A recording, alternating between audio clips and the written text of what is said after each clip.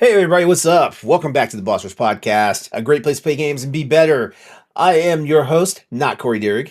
It's the PC Muscle Race himself, LeRon Dawkins. What's poppin', everyone? How's it going?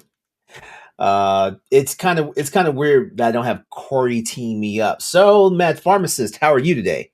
I'm not ready. No. Stephanie Klimov, everybody. We love her. Hello, She's the best. friends. I'm only the best because you guys are the best. Oh boy, and PK Power, Pat Klein in the house, as always, as Yep, usual, as usual. yep. I don't What? ever leave the house. Hey, I wish I had that problem. Even when I work from home, I have to leave the house. It sucks. All right, so hey, guess what? This is the final show for 2024 for the Boss Rush Podcast. How we Whoa. feeling? Don't everybody speak at once. Well, it's surreal, but just from stepping back a little bit, just the older I get, the years go by a lot faster. Uh-huh. And it's kind of freaking me out how fast 2024 was.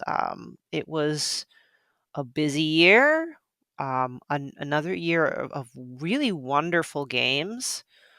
Um, and I'm really looking forward to see what 2025 brings. All right, You know yep. what 2025 is going to bring? Monster A new Hunter Switch. Wilds.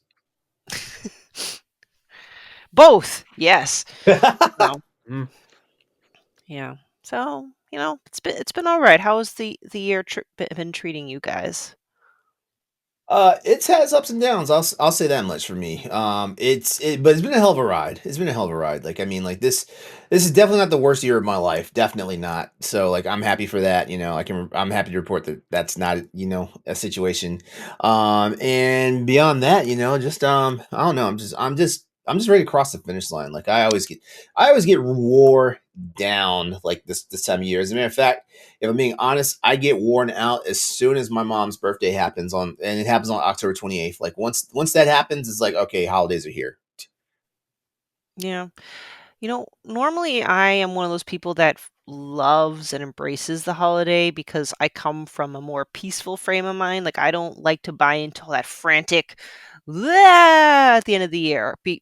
But I don't know because I am getting older, I can feel the franticness from other people, and so many people are on edge this time of year. Mhm. And I guess, like, maybe when I'm younger, you don't notice it 'cause I'm in my own little world, but now it impacts me more, therefore making me feel more on edge, which kinda ruins Yeah. it for me because I actually love this time of year, but everyone's in such not everyone, I shouldn't say everyone, but many people are in a pissy mood, a cranky mood, or rush mood, and I'm like, "Guys, I know we're all tired, but let's, like, not take it all out on y'all like, each other." And that's, like, whether it's work related, family related, especially, friendships, whatever, but, I agree. It's definitely, people can get tired. I'm pretty tired. Yeah, I'm tired. How about you, I'm Pat? Are you still up. tired? I'm up right now. Uh, We'll get tired later. Okay, well then. All right, well then. This is the Boss Rush Podcast. If you want to support us, you can go to our Patreon at patreon.com/Boss Network. Subscribing to the tiers on our Patreon can grant you grant you perks such as new exclusive pre and post show content, exclusive question threads for Spotlight podcasts, early access to After Dark, and more. As always, though, your viewership and listenership are enough for us. So please, if you could, subscribe to the Boss Rush Network on YouTube and give this video a like. If you listen to us on Apple Podcasts or Spotify, or even if you don't, let's leave us a review. Leave us a rating and a nice review on either of those platforms. We would love to hear from you. By the way. You can find all of our banters, features, listicles, reviews, and more on our website, and that's bossrush.net. Okay, so Pat, Stephanie, you guys got any current or upcoming content that's out there that you like to promote and get the masses ready? Go ahead, Steph. You got a big one, right? I do. Every time, like, I Uh, do. uh, I Every time. There will be a recording coming out for Boss Rush Spotlight, the developer and content creator interview series. I speak with Kyle Banks, the solo dev behind Farewell North. Um, just really great conversation as usual. Really, really awesome guy. Got to learn a lot about what it took to create an authentically Scottish uh, themed I can't speak right now video game. Um, but the rest, I'm just kind of still working on things in the pipeline because sometimes Zencaster isn't user friendly and I need to reschedule recordings because of Zencaster. So unfortunately, all I can Ain't that the damn truth? talk about is the one for Farewell North. And I'm sorry, I just really rambled there. So apologies, audience. But Farewell North, Kyle Banks, great interview coming soon. And Pet, how about you? Well, we always got book club around the corner.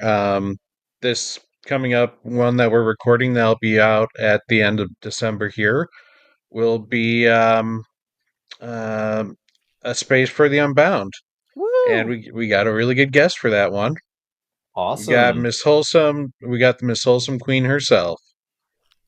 Kim Nice. Chica is going to be joining us. All That's right. awesome. Mm-hmm. Yep. All right. So look forward to that. She loves the game. She can't wait to talk about it. I love the game. I can't wait to talk about it. Taylor's never played the game, and she can't get me to shut up about it. So, you know, it'll be a fun one. Good, good, good. Nothing down the pipe for me. I'm always in that state of flux, honestly. But I don't know. I'll probably have as we get into the new year. I'll probably start having some announcements and some new and awesome things going on that you all can look out for. With that, let's see. Looks like our first segment for. Well, I'll leave it to you. Should we do the banter first and then do our topic, or should we do our topic and then do the banter? Let's do the topic first. Okay. All right. Well, okay. Sounds So good. this is a oldie but a goodie. It's time for our Attaboy / Get It Together segment. We haven't done this in a while. But just to refresh everybody out there, this is where we share our curated picks across the gaming industry that celebrates the triumphs along with the failures of either our favorite devs, publishers, manufacturers, whomever, wherever. If it influences the gaming or entertainment community, it may get spoken about in this segment. Now, just a quick disclaimer: some of these might feel like hot takes, but we assure you these topics are definitely worth talking about. Pat, you want to go first? Sure, I'll go first. All right. So, first off, I want to say attaboy to our good friends over at Machine Games for for basically creating a game that a lot of people had their doubts about when they first announced it, especially when they gave it a title called The Great Circle. Mm. And people like, really?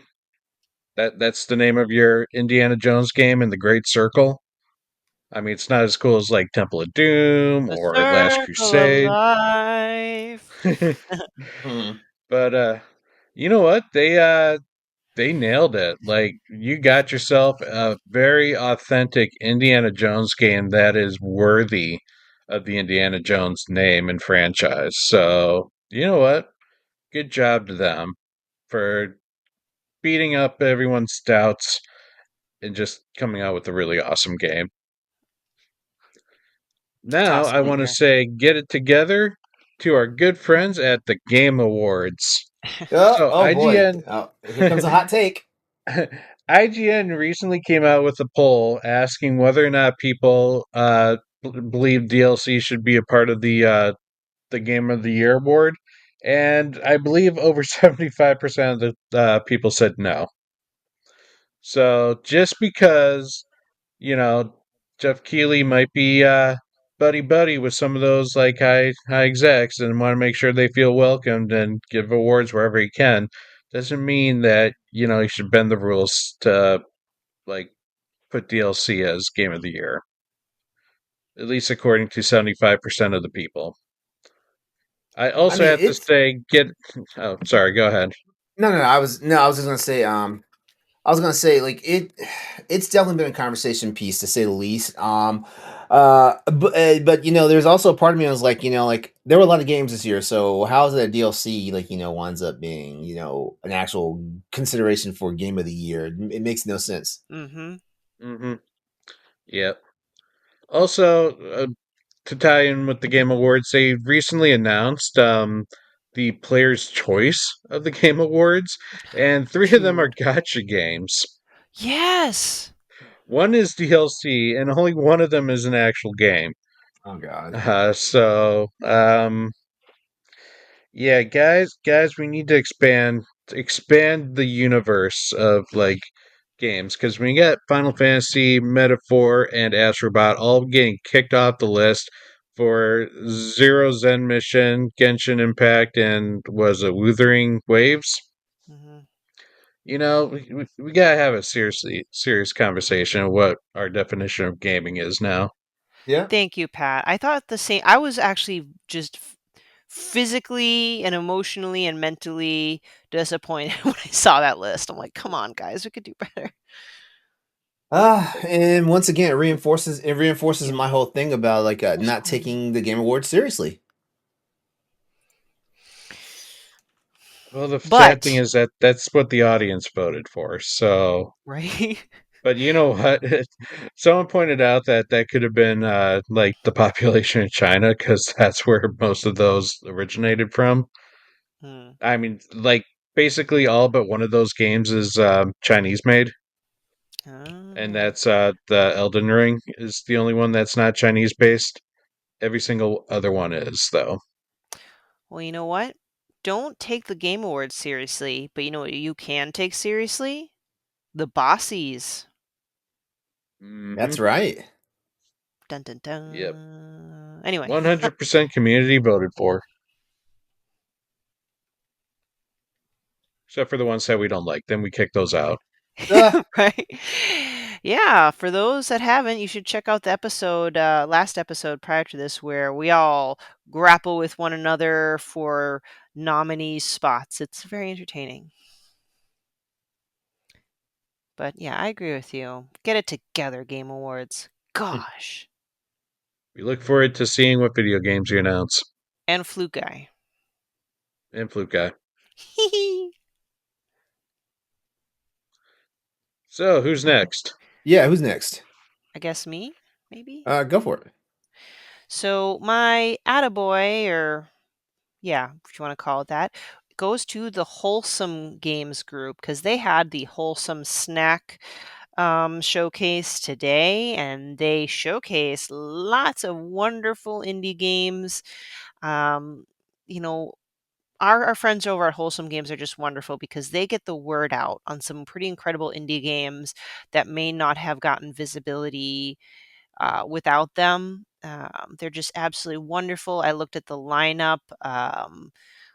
Just beautiful looking games. I've already kind of marked a few that I want to play. So if you haven't heard of the Wholesome Games, just check out Wholesome Snack, the Game Awards edition, and that is their digital showcase. So that's my attaboy to them. Thank you. Keep doing wonderful work. And then my get it together is quickly two-part, but the bigger one was the Deck 9 layoffs. So it looks like Deck 9 is the latest to be laying off some workers. They're the ones behind the oh my gosh, The Pat, help. newest It was Life is Strange. thank you, Life is Strange. Hmm. The game just came out. Seems like this happens Yep. so frequently now. Get it together, guys. What are you doing? Ugh. I mean, I'm not saying running a business is easy. Not like I can just walk in there and fix everything, but damn, like your game just came out and now they're layoffs. It's almost like becoming commonplace now, and it's just really upsetting. And then the other one, very minor, but come on, PlayStation, get it together. It said my wrap up was ready, so I logged in, and then it kept trying to refresh, and then there was some sort of error. And now every time I go on the PlayStation Paxel, don't bite me, the do my wrap up thing, it says we'll be right back. Mhm. So come on, guys. I wanna see my statistics, much like we do with Spotify and Apple Music and stuff. Mhm. Yeah, PlayStation's my big, like one of my two big ones. I want to see what this looks like. Yes, exactly. Awesome. Awesome. All right. My attaboy is going out to the devs that value feedback from the community and actually make their games make their games work for what the community is saying. A couple of examples would be Yu Yu Tokuda and Ryozo Sugimoto from the Monster Hunter series and Katsuhiro Harada from the Tekken series. Basically, if we start with Harada first, like Harada has been he's been very like conversational with the community since the launch of Tekken 8. Like there's been so many times that he's actually gone this, any of the social medias, actually talked to the fans on the floors whenever he's at tournaments and stuff like that. And like we've actually seen like some of the things, especially in the way Bandai Namco like communicates with us, that there are things that have definitely happened because Harada is plugged into what the community wants and stuff like that. Yeah, Tekken 8 didn't have the best start. And, if you ask most of the fans, like I'm a fan, and I really didn't have that much of a problem. Like I don't know, I've been playing Tekken since Tekken 2, so there's not like I mean there's not too much that's gonna throw me, pun intended. But yeah, and then Tokuda and Sugimoto with Monster Hunter. Like okay, so we all know the online beta test happened last month, and there was a lot of conversation about it, everything from like how taxing it is on the hardware to changes, fundamental changes happening to the combat and stuff like that. And the Monster Hunter team came out and said, hey, like we've listened to everything you had to say, because they actually invited people to go to a forum and talk about the stuff that was in there. And just recently they released a dev diary talking about some of the stuff that was either missing from the previous games that people were really not mad, but people were upset about, they weren't there. And like there's a lot of changes and course corrections and legacy stuff coming back to Monster Hunter Wilds, which is good. I mean, honestly, like I've been playing Monster Hunter since it was an unknown game. And anything they change to me is not going to like really affect me that much. But excuse me. I had like that weird like sensation where it felt like something was about to come up. But yeah. Ultimately, yeah, like I love devs that actually are very active in the community, and I know for sure there are that besides those three that I pointed out, I'm pretty sure there are a lot more devs that actually like take the time and care and put into it and stuff like that. We know for sure, like we give Team Xbox, Phil Spencer, Sarah Bond, we give them a hard time, and they're doing what they can, even though sometimes it seems like they make some of the more boneheaded decisions. But the one thing they do well is they conversate and talk to the community and stuff like that. So I will take it any day, from developers that seem like they're plugged in, if not are plugged in, and stuff like that. Mhm. So attaboy to devs that do that, invited feedback from the community, because the community is what makes sure you guys have jobs. Nice. And if we're talking about devs, my get together is going to be for Phoenix Lab, really messing up their relaunch of Dauntless, that Monster Hunter clone that's been out for quite a few years. Basically, I've never played Dauntless, and by never I mean I probably played like 10-15 minutes of it back when it was like a really early game, and I was like, no, this is not scratching that Monster Hunter itch. I'm a hard sell with Monster Hunter clones, and so far there has not been a single Monster Hunter clone that's been like I will spend 100 hours in. There's not been one. Yeah, wasn't the last one Wild Hearts or something like that? And Yeah, that Wild Hearts. I gave it a okay-ish? try. I gave it a try. Like they were doing something, and like honestly, like it's one of those situations where like it was a game that we say this all the time here in the Boss Rush podcast. Don't put out a game if it's not ready to put out. Mhm. But we also understand that we can't make the decision for you guys, because like you have shareholders and CEOs and execs. They're always going to be like, it needs to make this deadline, or we're not going to make this year. But you know what? Sometimes you ruin your year by putting a bad product out there. 500,000 people get it. And then all of a sudden, like it's the worst talked about game ever. And now you have And now not only have you lost the sales for that particular game, but you've also lost sales for upcoming games that might not even be related to those games because they don't trust your company, Right. stuff like that. Uh, Dauntless is right now is being criticized for, like they added loot boxes. Like this is a brand new thing to Dauntless. They added Ooh. loot boxes. They did some wildly insane balancing changes that, like people who've been playing the legacy game for years are like, what the fuck is this? And their biggest one is fumbling how like cells were handled. Cells basically, if you're a Monster Hunter guy, if you're a Monster Hunter player, think of decorations and armor slots and stuff like that. They really fumbled the bag on that one. Some of the stuff like it's completely gutted like the variety of the game according to the feedback. Over on Steam, one of the not recommended, they said that this update killed the game. Go play Monster Hunter Wilds when that game comes out, or play any other monster hunting game where you can actually craft the monster's weapons. Ooh. Ouch. Yeah. So Phoenix Labs, the fact that Dauntless has been around for this long, in the shadow of Monster Hunter is wonderful, stuff like that. But according to the community, this was a misstep for you guys. And I don't play Dauntless, but just seeing this is like, nope, I'll just continue playing Monster Hunter World Iceborne and Sunbreak. Mm. Yeah. So Get it there it is. together, man. There it is. Get it together. Good segment. It's very timely. I think there definitely was enough to talk about on both ends. Got to have the Yeah. good with the bad. Oh yeah, definitely. The one, before we wrap this segment up, just remember, like we're all gamers. Me, Steph, Pat, we're all gamers here. Corey, all the people who are on Boss Rush, but also you guys are all gamers too, and it's okay to have valid feelings about the things that you like and do, whether they be 100% positive or minus 20 negative. As long as you're not going out of your way to like slander or offend, like direct people and stuff like that. I just told Phoenix Lab to get together, but at the same time, I'm not saying they don't have their shit together. I mean, like they build and create video games. They've got their shit together better than I do because I can't even write code, and I'm in IT.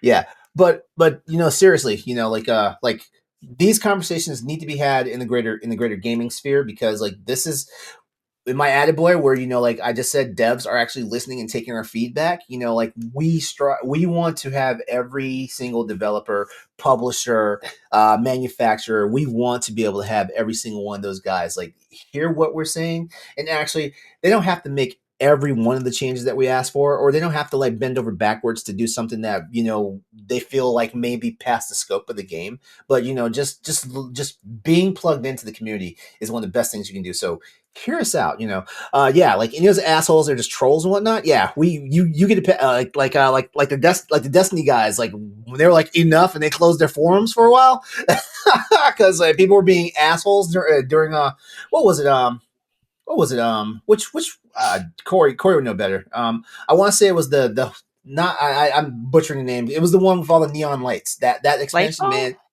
It was Lightfall.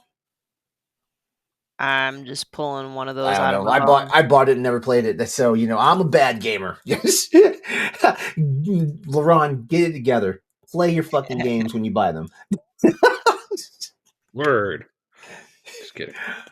All right, so that's there it is. We're gonna go and close out that segment, and we're gonna go ahead and move into our Boss Rush banner of the week. Now, just so you know, like you head over to bossrush.net, there is a section dedicated to our Boss Rush banners. The Boss Rush banners, there's one published daily.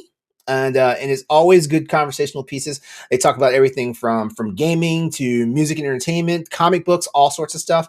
Check it out, have a good time, but also like check some of them out and then go to our socials and actually have a conversation around them because that's what they're there for. That's the one thing that the Boss Rush banners are actually invite. Like they want the community to talk to us. We want that. All right. Mm-hmm. So our banter of the week this week, and because I'm a Crossroads guy, so I'm PlayStation and PC. I chose this one, and this is from Kyle Fraser over at bossrush.net. Kyle writes, should Sony purchase Kadokawa Corporation? Now, if you don't know, Kadokawa is the mega conglomerate that owns From Software. So think Elden Ring, Armored Core, Spike Chunsoft, and a lot more other properties besides this. Word has come out that like, well, I'm not sure. Is it just a hard rumor right now, or is there some validity to it? But Sony is considering purchasing Kadokawa, and I I think it's just a rumor. I don't think there was actual any hard proof to okay, this. okay. All right, well, here's the question: is this a good move for the industry? Well, If first of Sony all, were if Sony were to acquire Kadokawa after I don't know, I feel like the Bungie purchase was a disaster. yeah, before we dig deep into that, and maybe that'll give you guys time to organize your thoughts. Shout out to Kyle, who's a newer writer to the team, and he's been a very prolific writer, contributing a lot of fantastic articles and conversational pieces. So great job, Kyle. I love reading your work. And second of all, thank you, LeRon, for picking that because even though Nintendo is one of my two primary platforms for gaming, I feel like non-Nintendo articles don't really get as much love on our site. So I appreciate that a lot. So But- I don't want to hog the conversation. If anyone wants to now chip in on the opinion, I can share mine after the Oh, no, fact. no, no, no, no. I Let's no, go. no. I was just gonna say I love ice skating uphill. So yeah, like in our Nintendo dominated website, I'm always gonna find something that's Microsoft or Sony related or PC related. Mhm. Okay, so uh, I need to retract myself here. what? Kadokawa did actually announce that Sony had approached them with Oh, interest. okay. So, but no decision has been made at this time. Mm. Mhm. So, and then Sony Okay. declined to talk about it. As they would. I don't know, like it's a different thing going on right now with Hiroki Totoke like running things until like Jim Ryan is actually replaced, and Shuhei Yoshida is getting ready to retire too. Like and he's been around since PS2, right? Or no, was he with Kutaragi back in the PS1 days? Ah, oh man, like I'm a terrible PlayStation person. Uh, Shuhei Yoshida. You've been around. You've been around since Sony Interactive Entertainment. Okay, he's the president. 30 plus years Sony veteran. Okay, that includes the PlayStation One. Wow. So he's basically been there with it's since the beginning with Kutaragi and my boy Kazurai.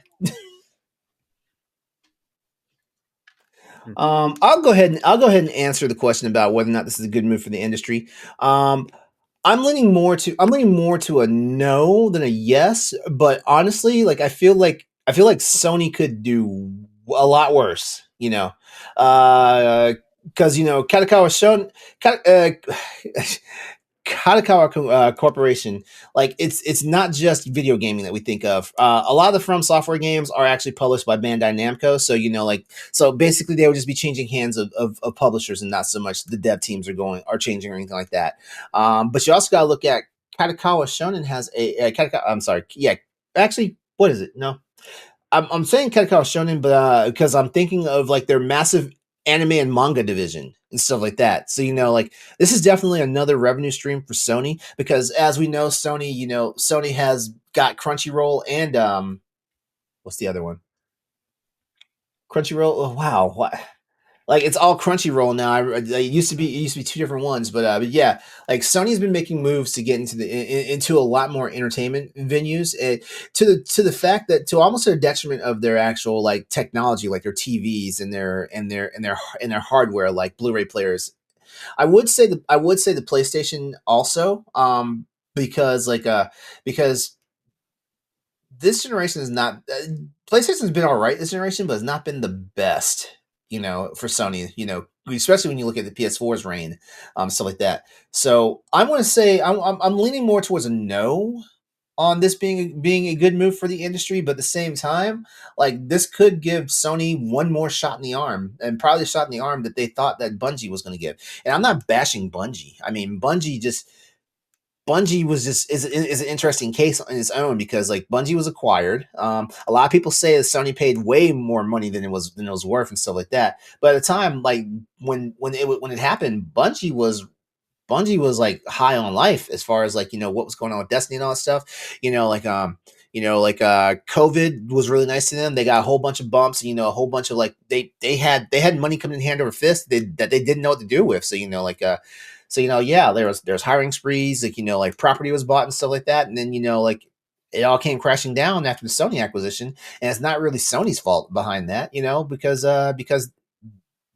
Bungie is just another company that this stuff happened to. Like, look at the multitudes of studios that Microsoft has let go. The Embracer, all them people. Yeah, so I don't know. Sony might be onto something here. I'm gonna keep my eye on this just to see what happens. I'm gonna say this is absolutely not. Like, just based on the trends that we have seen recently with acquisitions, when a company gets bought out, there are guarantees to be layoffs now. And I think for everyone's, for everyone's, I guess, welfare, at least thinking of the people side, I don't want to see like more layoffs happening because companies want to bring in more companies so that they can have their exclusive rights. Because one, the exclusives are not helping anything in the video game industry anymore. You constantly have companies that are saying, "Hey, we came out with a game just for this system, and it didn't meet our expectations when it could have came out on multiple things. Take Final Fantasy, for example. Like, it could have come out not just on Sony, it could have came out on the PC and the Xbox as well, but We're talking Sony about we're bought the talking about rights. six. We're talking about 16 in this case, right? Because we 16, knew Final Fantasy yeah, Seven. We knew Final Fantasy Seven was going to be like a hardcore PlayStation exclusive, but I don't know. I Uh, think 7's still also it's timed all right now. Yeah, seven is yeah. Well, no. The entire Final Fantasy Seven project is timed. Like I'm of the opinion that basically like what happened with EA and Mass Effect, whereas like Mass Effect was like Xbox, and then as soon as like all the games in that series came out, they released a bundle that all the other systems could get. Well, PlayStation could get at Yeah. the time. Yeah, and then of course, Yeah, and I could see that. yeah, yeah, but I don't know. Like you bring up a good point because like Square Enix has been really baffling to me. With how they do stuff. Like if it's a hardcore Final Fantasy title, like a mainline Final Fantasy title, it's only on PlayStation. But all the other games that might have Final Fantasy in its name, that are not like mainline games, wind up on other platforms and stuff like that. It's really weird, and I'm not sure if they're just blinded by history because like yeah, Final Fantasy VII originally launched on the PS1 and it was and I feel like Final Fantasy VII might have saved Squaresoft back then. You know what I mean? Because like with the transition from cartridges to CD-ROMs and stuff like that, like it was like the Wild Wild West back then and stuff like that. So But Square was doing all right back then. The thing that killed Square was the movie. Final oh yeah, Fantasy The yeah, Spirits 100, yeah, Within. that That $137 million movie, yeah, Final Fantasy yeah, Spirits Within. that one bankrupted Square, and Enix then jumped in and said, "Hey, we will, allow ourselves to merge together with you and bring new life into the company." And that's how you got the Square Enix merger. Yeah, Otherwise Square would have been dead in the water. that's true. That is true. Hmm. Yeah, so I don't know. But Like, yeah, but then again, Square's always had this weird relation. Has always had this weird like familiarity when it comes to Final Fantasy because like I remember back when like Final Fantasy like was a big thing on the NES, and like apparently mhm, like one of those Final Fantasy games was literally named Final Fantasy because it might be the final game the company made. that was the original one. Yep. Yep. But yeah, going back to our discussion um, about whether or not Sony should buy this, I don't think so. Honestly, yeah, could it be good for Sony? Yeah, it would be good for Sony. But in terms of the company and in terms of the consumer, I think we would lose if Sony purchased this I don't company. know. I don't know. When Japanese companies buy other Japanese companies, we don't hear a lot about like closures and stuff, you know. And True, this definitely looks they do have more. Oh, good, good. they have legal laws or labor laws where they Yeah, can't lay off people yeah, under contract. yeah. Because But I I'm trying to think. Sega Sammy is one that I don't think we ever heard any like real blowback. You know, of course Bandai Namco. You know, who else? I'm pretty sure some other ones, but yeah, those are the names I can think of. You know, Capcom and SNK had a very loose alliance. You know, for a while there because SNK was literally like on the outs. You know, and then like like a couple of like crossover games with Capcom versus SNK and stuff like that put them back on the map, and SNK is now thriving again. Stephanie, what say you?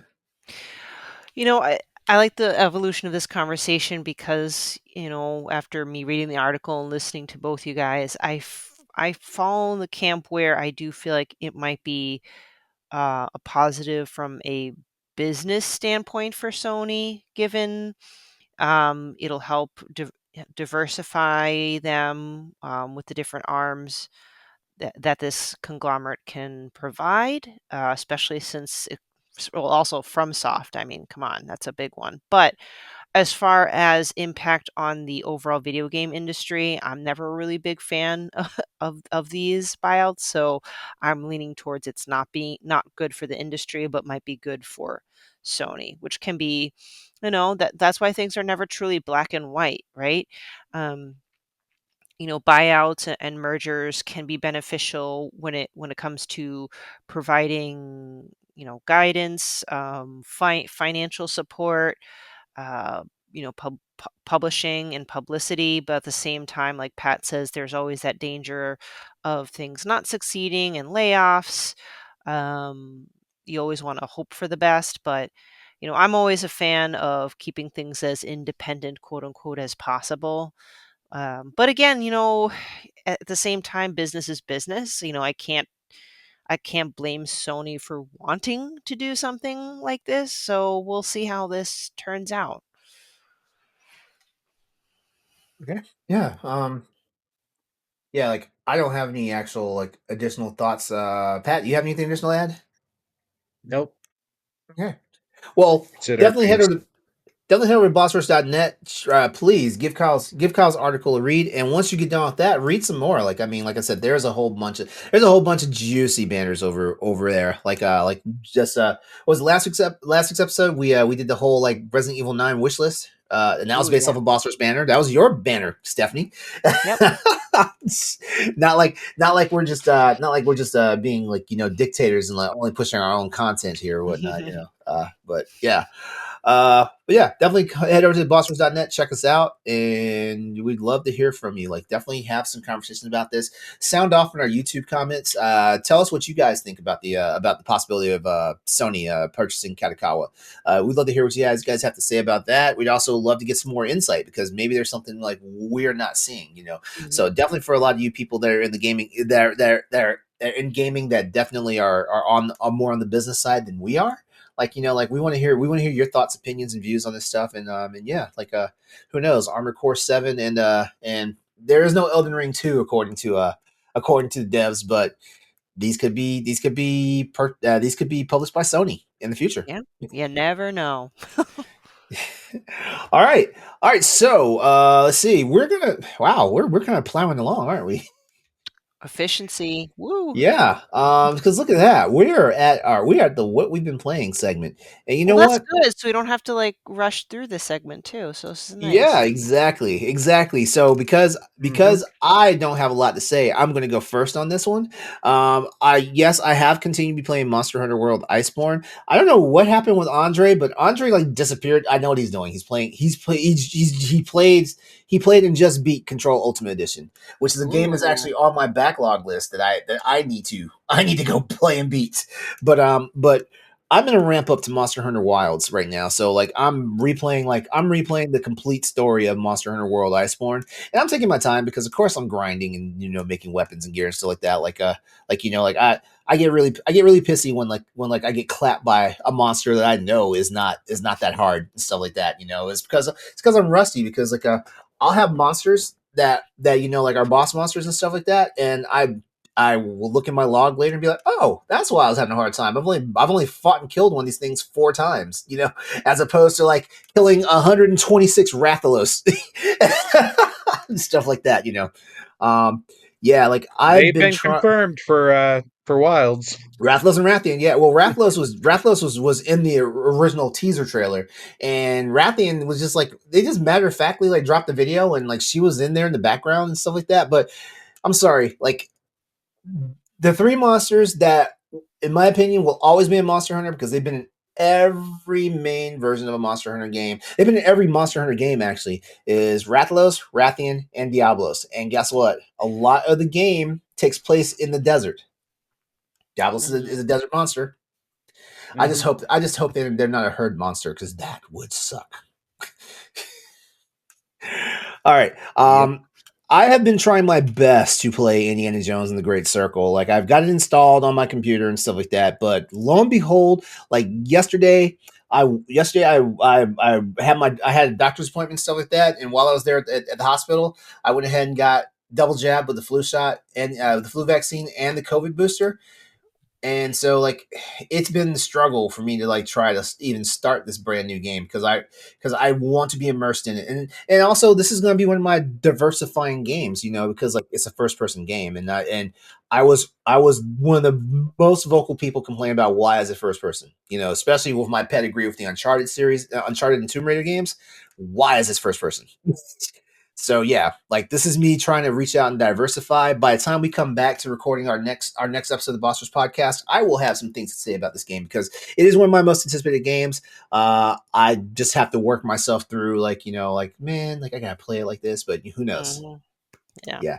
So that's like not really any Tekken for me last week. I'm kind of not taking a break, but like with the focus keep jumping back and forth from to Monster Hunter and stuff like that. And I've actually like even jumped back on Monster Hunter Rise, which is funny.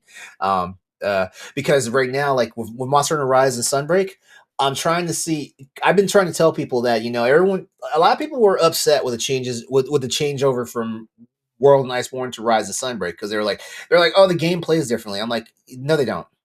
They play exactly the same. They're just some mechanics they're either simplified or make it more, like user friendly for new people, for casuals and stuff like that. And I had to remind them. I was like, remember how you guys got on me about like how like all the changes in Monster Hunter World? I was like, man, they made this so like newbie friendly because like back in my day in in 2004 when the first Monster Hunter game came out, you had to cook your own food or you would not have any stamina out there on the field and so that all sorts of stuff like throwing paintballs at monsters and shit. Like Monster Hunter players have it so made in the shade these days now. Man, Shoot, we're getting there, right? Rise The back in my day shit. Yeah. Rise and Sunbreak. You had a pet owl, and as soon as you start the mission, the owl flies up and like gives you a bird's eye view of the map, and you see where all the monsters are at. So like that was unheard of back in the day. Yeah. So yeah, like I said, I will report back. I will report back to this space with some information on when I played Indiana Jones. So be on the lookout for that. Sweet. Pat, I'm gonna punt to you. Mhm. Well, I too have putzed around with Indiana Jones, and I really like how Indiana Jones feeling it is. Like, first off, like Troy Baker sounds exactly like Harrison Ford in this. He's got that like grunting and just like slow drawl going on that Indiana Jones kind of goes with. Um, I've watched that launch trailer so many times because man, it's like I get shivers like whenever Indy speaks. I know, it's mhm. impressive. Yeah. And it's cool. Like the very first, like the game starts you off in Raiders of the Lost Ark, Mm. like the beginning, that beginning scene, and just being able to play that beginning scene, and just seeing how it like 1-to-1 to how it is in Indiana Jones and the Raiders of the Lost Ark. Actually, it's just called Raiders of the Lost Ark, not Indiana Jones. My apologies. It's a Uh, common mistake everybody makes. yep. Um, I mean, it's just cool because that it's like it gets you to feel like, all right, you are now being in the shoes of this scene in the movie. Like this is your turn to be Indiana Jones. And then then you kind of go off into new territory, I guess. Like then the new story really starts to kick off, and it def people have described the exploration as a dishonored feel, and I would have to very much agree with that opinion. A lot. It's kind of like an open zone where you can explore just about any room that you see, provided that you had a key to open the door, you find some way to get in there. And in the room, there are various objects that you can get your hands on, and these objects can then be tools to use against the enemies. Like it can range anything from hammers to fly swatters to guitars. Even you could throw fruit at them if you wanted to. Basically, anything that is highlighted can essentially be a weapon for you in this game. And I think that is like pretty cool. Um, Also, this game has the most satisfying punch sound in the world. Like it is one of those like over the top thwack, sounds that you almost expect to kind of like see like a Batman uh Batman 60s like word pop up once like someone gets hit. Like it's just nostalgic feeling. It just sounds so good when you lay a thick punch like a right hook, across someone's face. It's a beautiful thing, beautiful sound. That right Nice. hook. Overall, like, Uh, it plays very well as a first person perspective? From a first person Yes, perspective, I it should say. does. I think. Okay. I I feel think like I'm gonna have like I Metroid don't, Prime vibes whenever I play this. and that's like what happens is you're in first person mode, but if you are like traversing a ledge or using your whip to climb, you all of a sudden go into like a third person mode, or and then all the cutscenes go into third person. Nice. But Okay. for the most part, like when you're in your action mode, you are Indiana Jones. You are piecing together the clues to solving such puzzle. One of the early ones is you're in the college and you have to put the artifacts in the right showcase. And Mhm. you look at the artifacts, you look at the showcase, kind of gather clues, like what is this? Should this go here in the Egyptian one, or is this one of the Syrian ones, or is this Iraqi, or like it's just kind of cool that like it makes you think a little bit and like ponder like how to solve these puzzles, Nice. to look for those clues and stuff. Okay. Um, I'm not very far in the game. I just kind of reached into a open like non-hostile zone, so it's got this like mix of stealthy action and more methodical puzzle solving. Mhm. Mhm. Um, but yeah, the soundtrack's great, the dialogue's great. It was awesome to see Tony Todd magically appear in this game.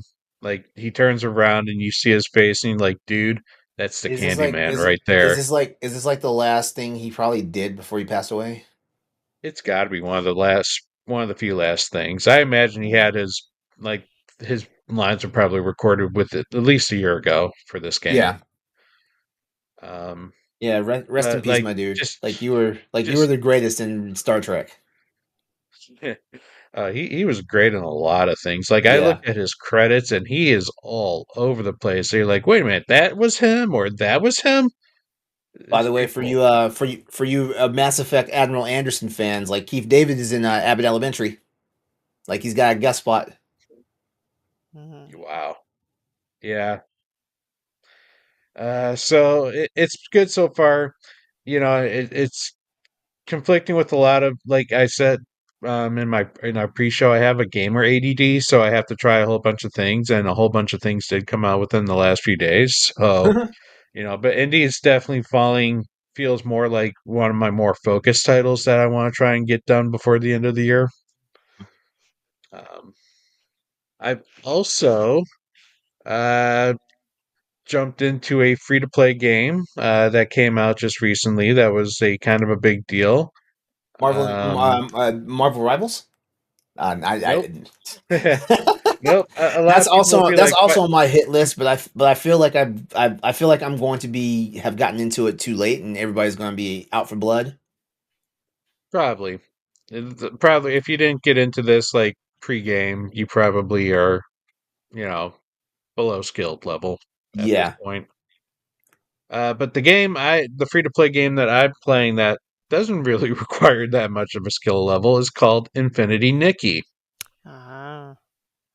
And this game was showcased several years ago, and it had these like astonishingly, like almost like realistic looking graphics, but it starred like a pink haired anime girl, and it had this like real cozy vibe to it. This game, I would describe it as a 3D platformer, quest based collecting. You collect a whole bunch of materials and stuff and use it to craft uh, fashion accessories, dresses, shoes, and the likes. That's kind of one of the purposes of the game. You play as Nikki, and she is a stylist. Uh, but when she's exploring her attic, she finds a dress that whisks her away to a place called Mirrorland, and she is tasked to save Mirrorland from the darkness by finding 7 magical outfits that will help her, cast aside. And so she gets teleported to the land, and that's where the game kind of allows you to explore and do your own thing. There is a very strong quest line going on. I'm still only in chapter one. I think the the game has 8 chapters right now, and it's gonna be one of those, like, it is a live service, so it's gonna be one that chapters will get added on as the game continues to grow. Uh, but like the idea is you get these outfits and they give you magical powers or abilities. Things such as being able to pet animals or go fishing or catch bugs or float higher, or one of them actually is a combat. There is some combat in this game. It's very simple. It's basically you shooting orbs of purification magic against these like dark twisted objects that are fighting you. Hmm. Um, it is a gotcha game, but it's the gotcha part is mostly, actually, pretty much the gotcha is the accessories. Um, there are different dresses that are being promoted as banners, and you can use the gotcha, currency that you get to pull draws that will get you pieces of accessories. Either from the banner piece, like you're guaranteed at least a 4 star for every 10 pulls. Um, but you can get like you get accessories pieces regardless.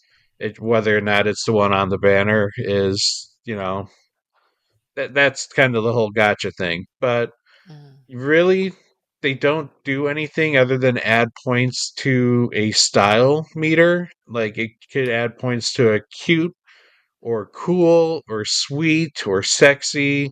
Um, into these points, because one of the things you can do later on in the game is have fashion battles where these guys, your idea is you have to compete against a given theme of this battle. I've only done one, and the theme was cool, and so basically you just accessorize your character to the nines of articles of clothing that would emphasize that like value of fashion, and then hope that you win, because then you progress further. And or the higher your score, the better the rewards you get from that battle.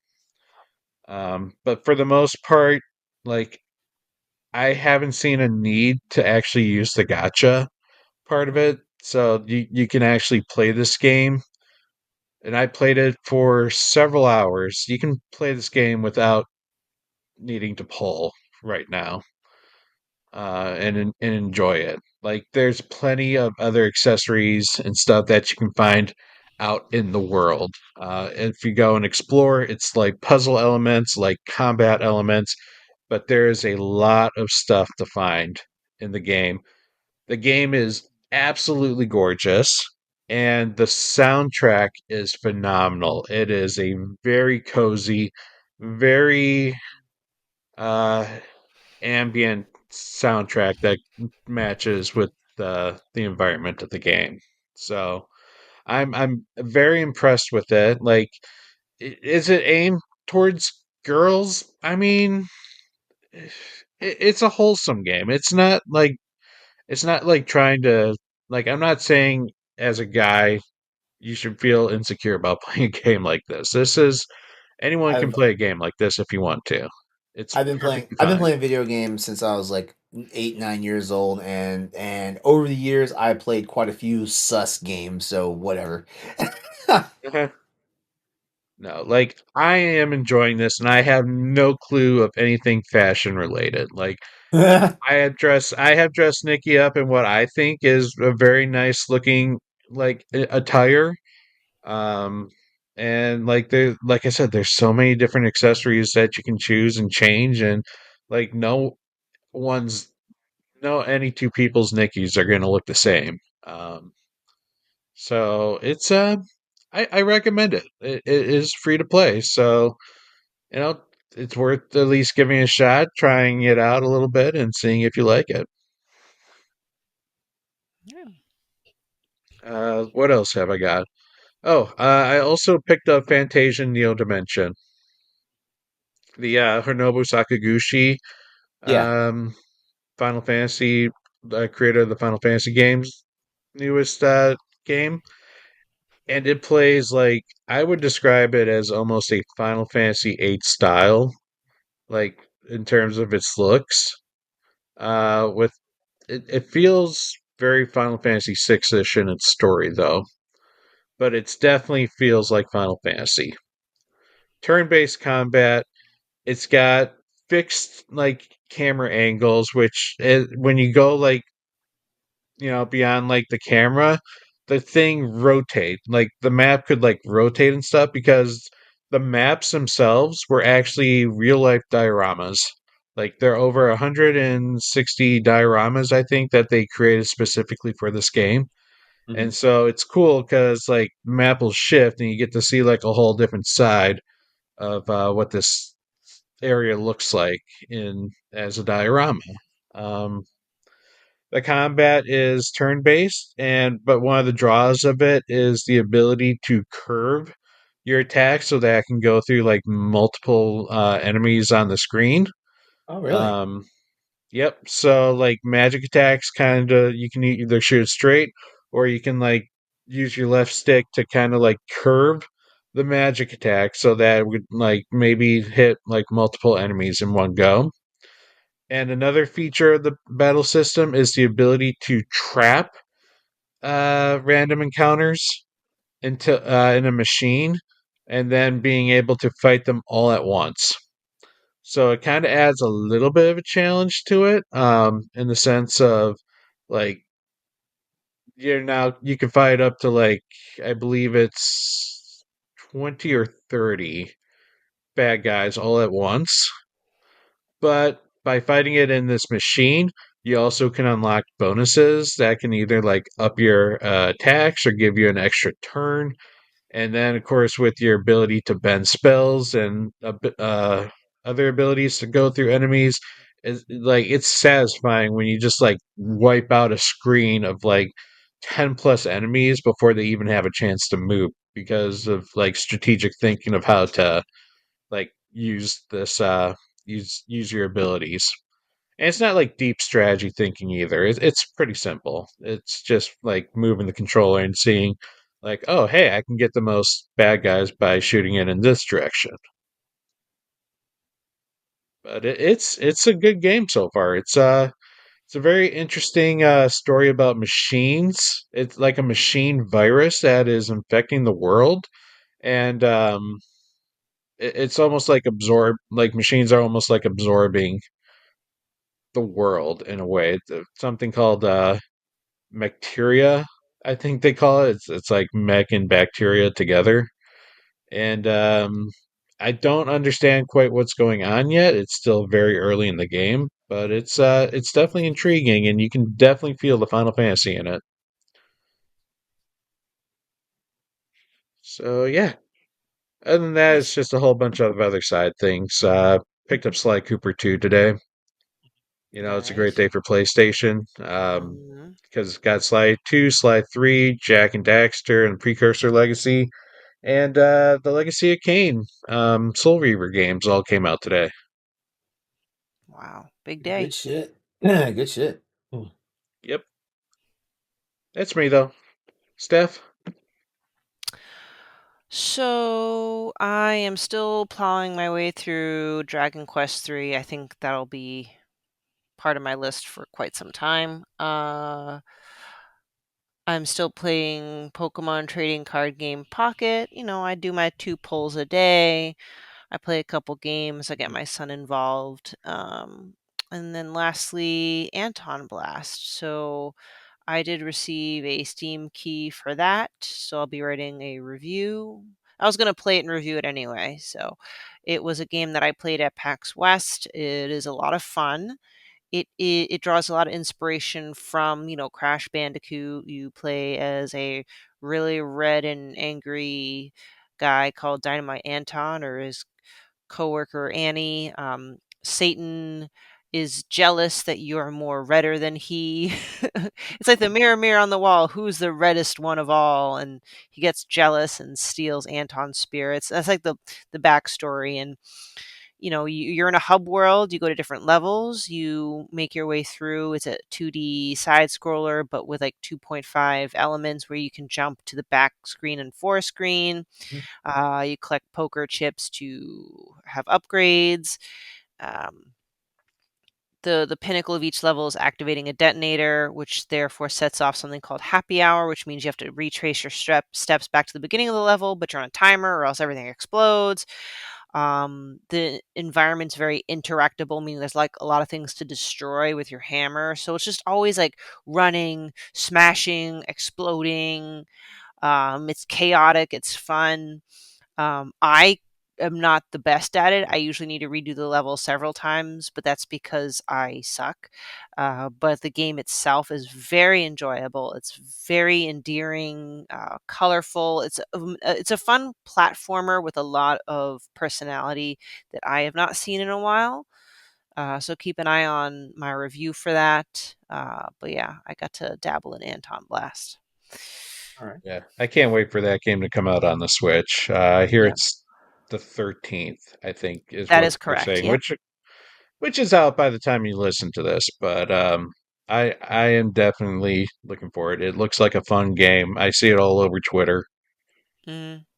Overwhelmingly positive on Steam. So don't, if you don't take my word for it, take the masses that have been reviewing it. So Yeah, people are saying it's 2024's best platformer, yeah, that's a which stinky thing about games that come out later, like late in the year. Like I wish they could,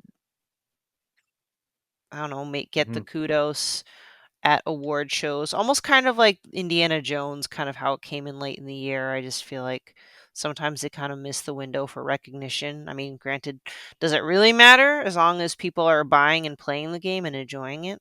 But, Yeah.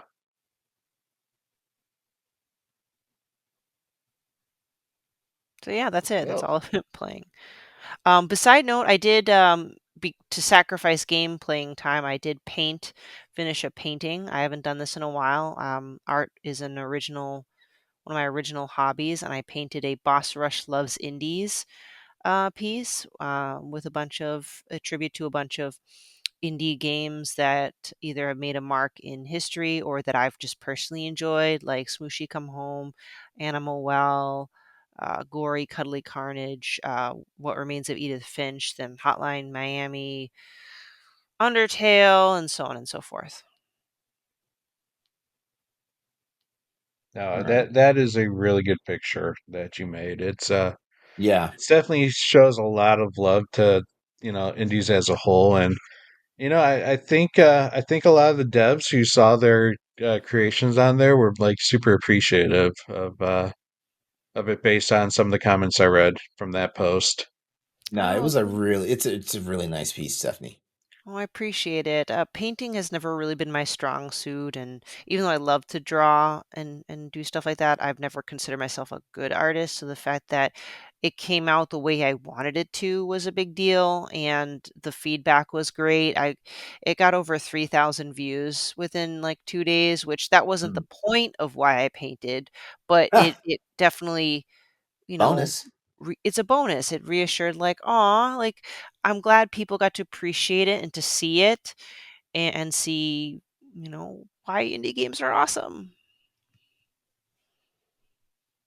Right. Well, I know we kind of finished up most of what we talk about for our show, but so I decided we got a little time. I'm going to ask you guys a question here. Sure, sure. What's Uh, up? is it is the holiday season. Hmm.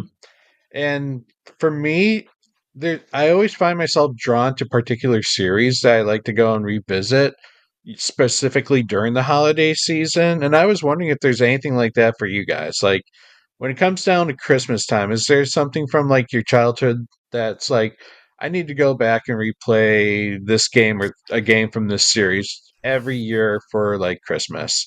I guess, for example, there's two series I tend to draw towards the most during Christmas time, and that is Legend of Zelda.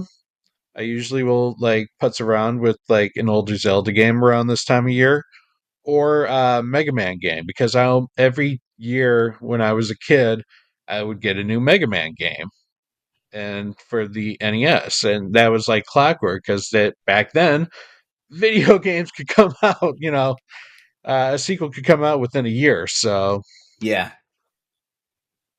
but yeah, and I do that because it, relives those like Christmas memories, like Mhm. just the old school Mega Man and like trying to play through the new game and getting frustrated with it. But it's just that's what I did as for Christmas when I was a kid was play Mega Man games.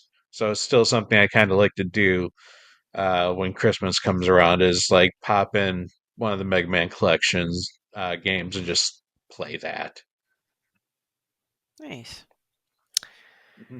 I don't know if I really have one anymore. Finally started doing the Spoopy game for Spoopy month, and then for holiday season, maybe up until the last few years, it would be a Legend of Zelda title. I would replay Ocarina of Time ad nauseum, and then maybe Twilight Princess ad nauseum. But I think it's just because as I become more integrated into the gaming community, that I have so much to play that I no longer have the time to revisit the franchises I like to replay. So I haven't really touched replaying a Zelda game since Ocarina of Time for book club. So I don't know if I really have one for this season. So Is there anything that you play with your family every Christmas? Like, do you bust out the Mario Party or nah, like that just happens video game whenever I have the traditions with time. your son? No, but that's a good idea to start one. But no, I don't have one yet. Yeah, be like your version of the Christmas Eve Monopoly game Mm. that is supposed to go on forever. Yeah, that's a good idea though to start one. Mhm. How about you, LeRon?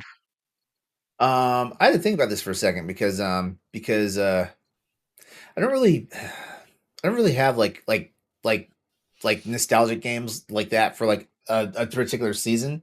Mhm. But you did hit on something with the Mega Man games because like the very first Mega Man game I played was Mega Man 2 and it was right around Christmas time and stuff like that.